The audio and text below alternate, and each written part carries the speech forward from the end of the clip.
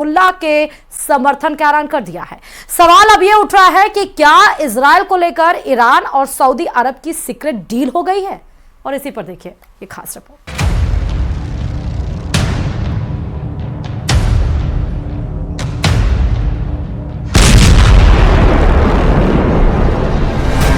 ये video Lebanon से आया है। इसे रिकॉर्ड करने वाला इजराइल का ड्रोन है और नीचे भागते हुए लोग हिजबुल्लाह के लड़ाके हैं। गौर से देखिए ये वीडियो। ये दोनों भागते हुए एक बिल्डिंग में दाखिल होते हैं ताकि इजराइल के ड्रोन इन्हें देख ना ले, लेकिन होता वही है जो इजराइल का ड्रोन चाहता है।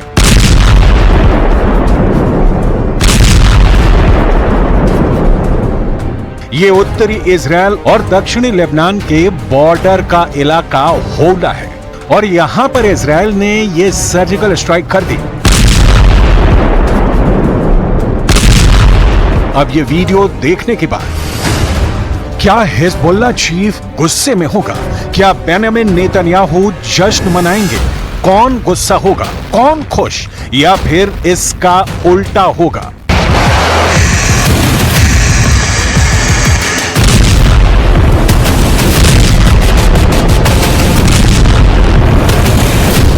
क्योंकि लेबनान और इजराइल के बॉर्डर पर चल रहे युद्ध के बीच एक ऐसी खबर आई है जिसने इजराइल की उम्मीदों के बड़े परखच्चे उड़ा दिए हैं।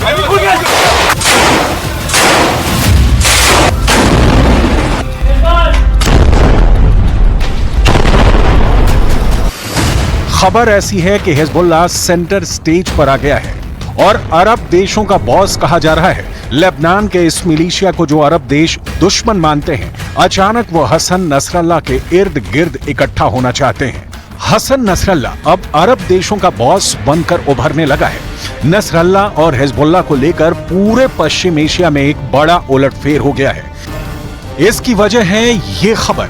इजराइल से लेकर ईरान और रूस से लेकर तुर्की की मीडिया में यह खबर छा चुकी है। खबर यह है कि 22 अरब देशों के संगठन अरब लीग, जिसमें सऊदी अरब, मिस्र और यूएई जैसे देश हैं, उसने हिजबुल्लाह पर अपना रुख बदल दिया है। अरब लीग अब हिजबुल्लाह को आतंकी संगठन नहीं मानता। अरब लीग के सहायक महासचिव हुस्सम ज़की ने लेबनान के दौरे पर मिस्र की मीडिया को दिए इंटरव्यू में कहा, अरब लीग ने पहले हिजबुल्लाह को आतंकी संगठन माना था। हिजबुल्लाह से हमारी बातचीत बंद हो गई थी। अब अरब लीग के सदस्य मानते हैं कि हिजबुल्लाह पर यह नजरिया ठीक नहीं है। अरब लीग ने 2016 में हिजबुल्लाह को टेरर ग्रुप करार दिया था, लेकिन अब अरब लीग के अंदर हिजबुल्लाह की इमेज बदल गई है। इससे पहले 7 मई को अरब लीग ने सीरिया को भी वापस अपने गुट में शामिल कर लिया था।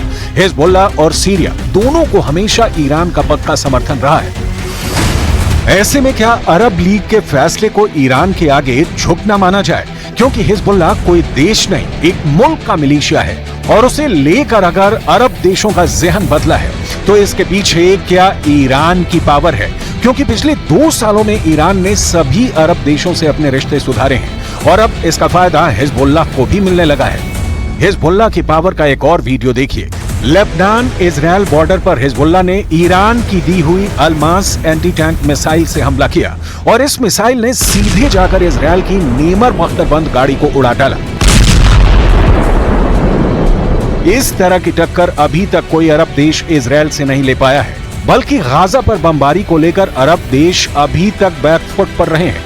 हालांकि अब हिजबुल्लाह जिस तरह से इजराइल पर हमले कर रहा है, उसने अरब लीग को एक अलग प्रेशर में डाल दिया है। अरब लीग ने अब अपना फैसला बदल दिया है और यही वजह है कि हिजबुल्लाह के ठिकानों पर बम गिरने के बावजूद हसन नसरल्लाह बहुत खुश हैं और अरब लीग के एक्शन से बेंजामिन नेतन्याहू को बहुत बड़ा सदमा लगा है। अरब देशों के रुख ने हिजबुल्लाह और इजराइल का मूड बदल दिया है। हालांकि इसमें कोई शक नहीं कि हसन नसरल्लाह ने अभी तक इजराइल के खिलाफ उत्तर में जो मोर्चा खोला हुआ है, उसमें हिजबुल्लाह को लगातार झटके मिले हैं। बहुत कम दिन ऐसे गुजरते हैं जब लेबनान में हिजबुल्लाह के किसी लड़ाके का जनाजा ना निकले।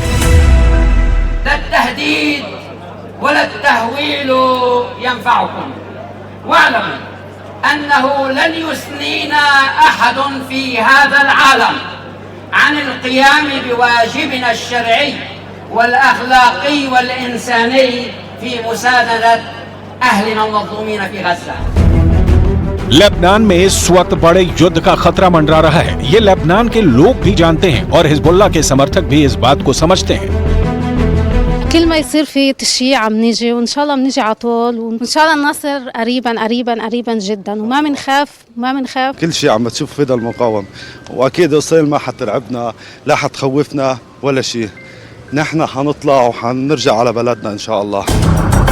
इजरायल पर हमास के हमले को 9 महीने होने वाले हैं और इजरायली सेना पर हिजबुल्लाह के हमलों को भी 9 महीने होने वाले हैं। 7 अक्टूबर को हमास ने इजरायल पर अटैक किया। 8 अक्टूबर को हिजबुल्लाह ने भी इजरायली ठिकानों पर रॉकेट दागने शुरू कर दिए थे।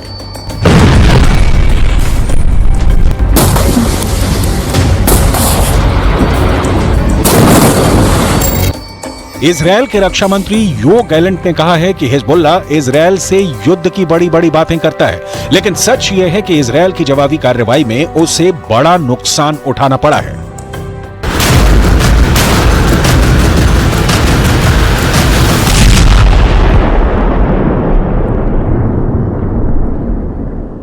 ולא קל לתושבי הצפון. יש דבר אחד שאני יכול לומר לכם על זה, וזה שלחיזבאללה וללבנון הרבה יותר קשה. זה קל לדבר מהבונקר ולשאת הצהרות. בסופו של עניין יש שם מעל 450 הרוגים למחבלים. इसमें कोई शक नहीं कि गाजा, इजरायल और लेबनान का वॉर जोन इस वक्त बहुत एक्टिव है। इजरायल और हिजबुल्लाह लगातार एक दूसरे पर हमला कर रहे हैं और अब डर है कि हिजबुल्लाह 2006 वाले प्लान को दोहराएगा। 2006 में हुई किडनैपिंग के दौरान इजरायल और हिजबुल्लाह के बीच युद्ध भी हुआ था, जिसमें दोनों तरफ बड़ा नुकसान हुआ। 2006 में हिजबुल्लाह और इजरायल के बीच 34 दिन तक युद्ध चला था। तब इजरायल के 121 सैनिकों को मिलाकर 160 लोग मारे गए थे, जबकि हिजबुल्लाह के 250 लड़ाकों समेत लेबनान के 1000 लोगों की मौत हुई थी। यह युद्ध संयुक्त राष्ट्र के दखल के बाद सीज फायर के साथ खत्म हुआ और इजरायल को लेबनान से पीछे हटना